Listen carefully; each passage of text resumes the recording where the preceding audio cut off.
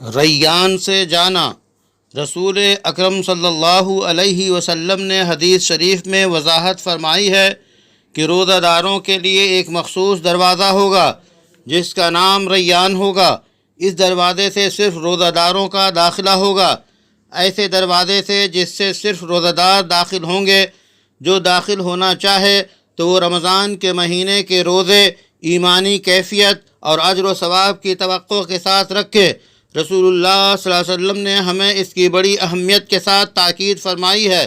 روزہ کی فرضیت کو مانتے ہوئے اور اس بات کو تسلیم کرتے ہوئے کہ جو روزہ رکھے گا اللہ اس کو اجر دے گا، روزے کا اہتمام کرے۔ روزہ دار بھوک برداشت کرے اور بھوکوں کی تکلیف کا استحضار کرے۔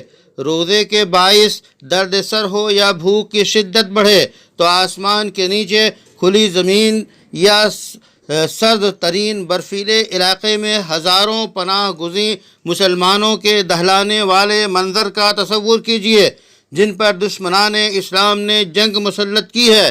پھر وہ ننگے بھوکے بے ٹھکانے زندگی گزارنے پر مجبور ہیں۔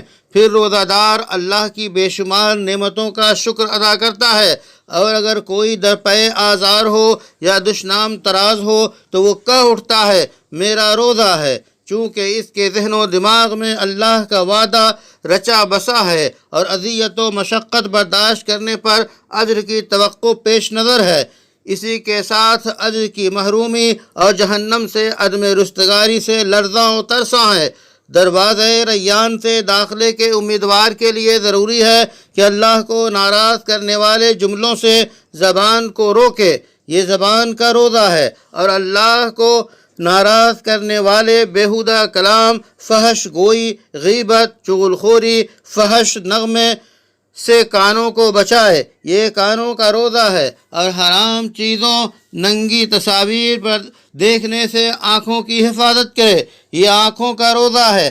قدموں سے حرام و ممنوع کی طرف نہ چلے، یہ قدموں کا روزہ ہے۔ اور بیوی سے دن میں جنسی خواہش کی تکمیل نہ کرے، یہ جنسی روزہ ہے۔ اور اللہ کی رضا جوئی اور قرب کے لیے جسم و جان سے عبادت کے ذریعہ کوشاں رہے۔